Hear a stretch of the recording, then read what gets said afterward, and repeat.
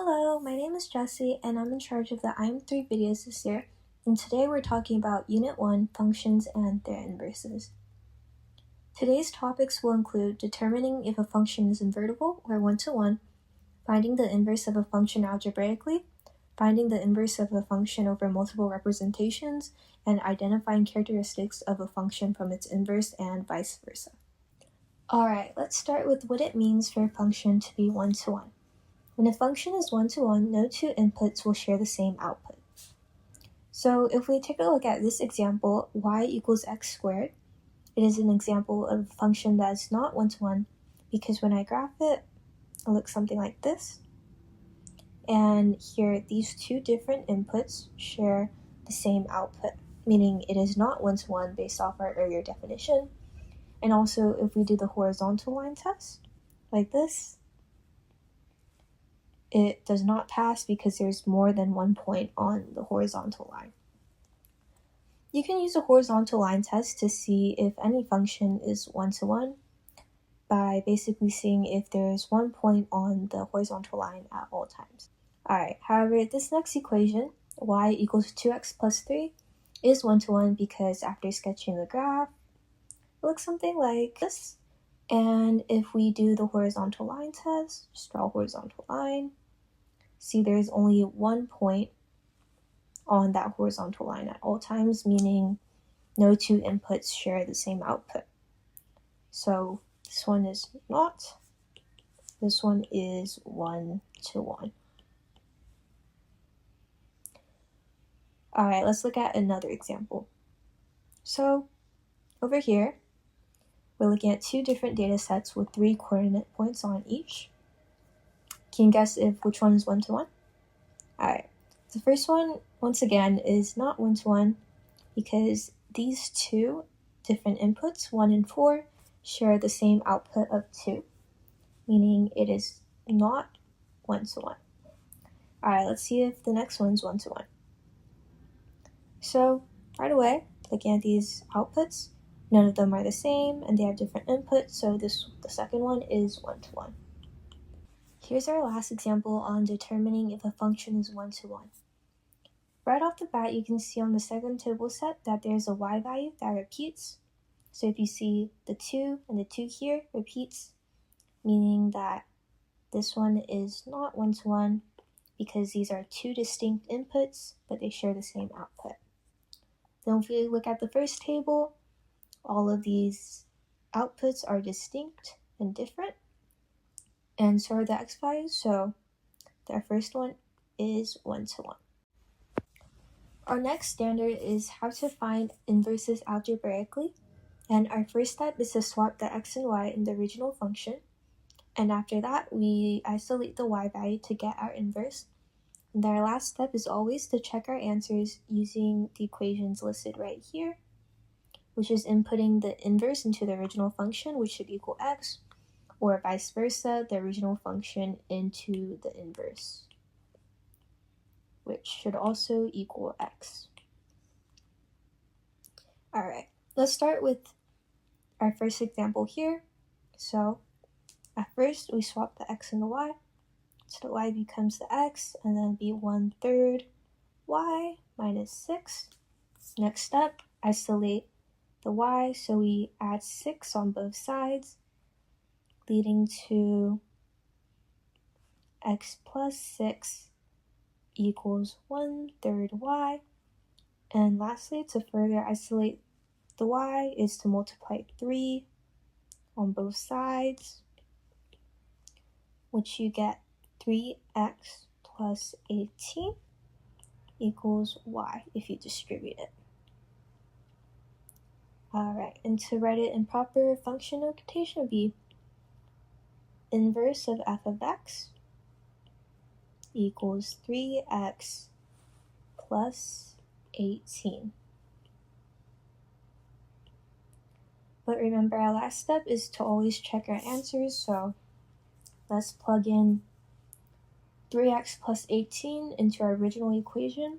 So we get 1/3 3x plus 18 minus 6.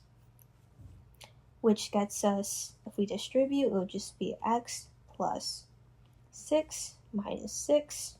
This is 0, so it equals x, so it is true.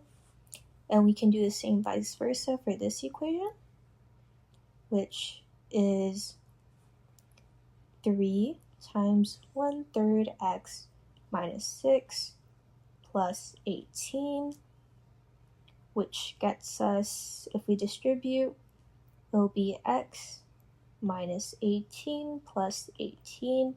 These two cancel into 0, so it equals x, meaning that this is our correct inverse right here. Let me just box it. The inverse of 1/3 x minus 6 is 3x plus 18. Here's our next example. So step 1, remember, is to swap the x and the y. So this turns into x equals 5 to the y power. And then after that, we isolate the y, so we will have to use logarithms in this case. So it will be y equals log base 5x. And our argument is x, and remember, we always isolate the exponent in our logarithms. So proper inverse notation, we get f -1 x equals log 5x is our inverse. But we're not done yet because we still have step 3, which is to check our answers. So if we input f5, our inverse, into our original equation, it is 5 to the log 5x, which does equal x. And vice versa, if we do log 5 to the x will also equal x, because log 5 is 1, and then this in front, 1 times x is x. Our next standard is how to find the inverse of a function across different representations, and this one's pretty simple. We're starting with the table, so when you have a table, the x of the original would become the y of the inverse. So -1 will turn into -1 on the y. -3 on the original y would become -3 on the x.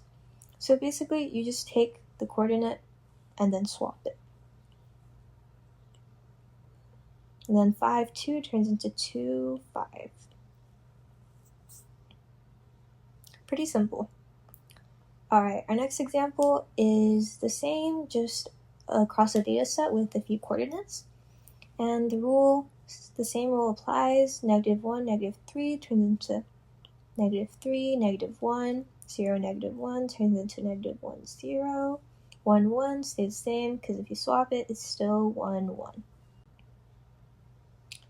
Alright, this example is for on a graph. There's many ways to find the inverse on a graph.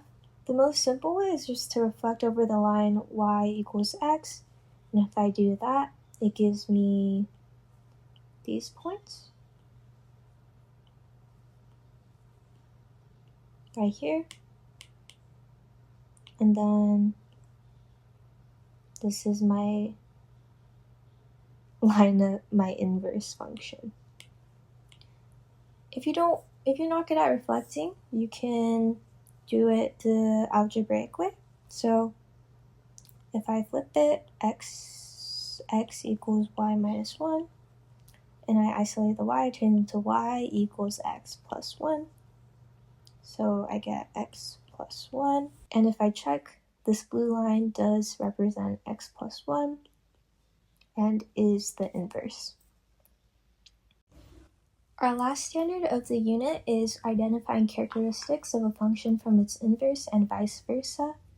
So if I start off with the inverse, I would just get the original function by swapping the x and the y, which in this case will give me 2 to the x. After getting the original function, I will continue to graph it. So after graphing, something like this. which is our original function f of x. And let's start off with the domain of the inverse. So the domain of the inverse is 0 to infinity, because the x value never really passes 0. And the range of the inverse is negative infinity to infinity. And then if we look at the domain of the original function, it is negative infinity to infinity. And then if we look at the range of the original function, it will be 0, infinity. And then here you can see an interesting pattern. So the domain of the original function will be the same as the range of the inverse, and the range of the original function will be the same as the domain of the inverse. So if you're taking a test and it gives you the domain and range of the original function, you can automatically find the domain and range of the inverse by just swapping the two. Alright, our last example for the video is f of x equals x squared, which is our original function. And to find our inverse, I would start off algebraically, and this would give me square root of x. However, if you graph square root of x, it looks something like this, but that is not a function. So when we graph it, it will only be this part right here. This brings me into one of our main focuses, is that when you have a quadratic function, you must limit the domain so it is still invertible and it turns out to be a function like I just drew. When limiting the domain, you will take the x value of your vertex, and your new domain will be x is greater than or equal to this number right here. In this case, it is 0, so when we limit the domain to x is greater than or equal to 0, and then we inverse it, the inverse will be a proper function.